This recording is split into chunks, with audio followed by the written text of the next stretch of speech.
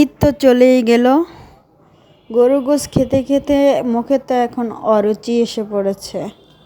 Hello everyone, আসসালামু আলাইকুম। কেমন আছেন সবাই? আশা করি অনেক অনেক ভালো আছেন।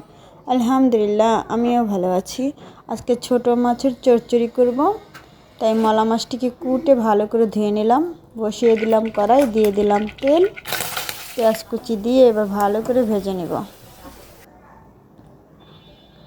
এই তো লাল হয়ে ভাজা হয়ে গেছে। এখন দিয়ে দিলাম 1 চামচ আদা রসুন বাটা। এটাকে একটু ভালো করে ভেজে নিলাম যাতে গন্ধটা কম আসে।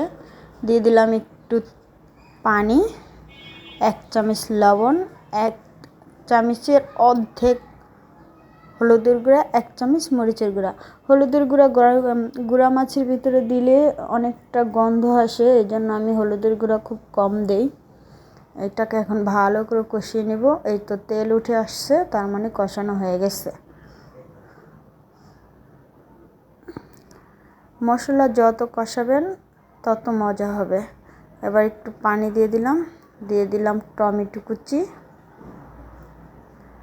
টমেটো দিয়ে এটা চচ্চড়ি করব, কারণ কোরবানি গেছে।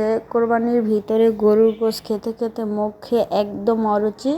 এখন গুঁড়াগাড়ি মাছের একটু চচ্চড়ি ঝাল ঝাল হলে মুখে খেতে ভালো লাগবে, তাই গুঁড়া মাছগুলো দিয়ে দিলাম। দিয়ে একটু নাড়াচাড়া করে পানি দিয়ে একটা ঢাকনা দিয়ে ঢেকে কাঁচামরিচ দিয়ে রেখে দেব। দিয়ে দিলাম কাঁচামরিচ, আর একটু পানি দিলাম।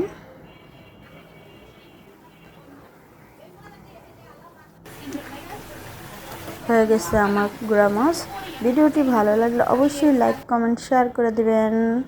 দিয়ে দিলাম ধনিয়া পাতা। খোদা হাফেজ, ভালো থাকবেন।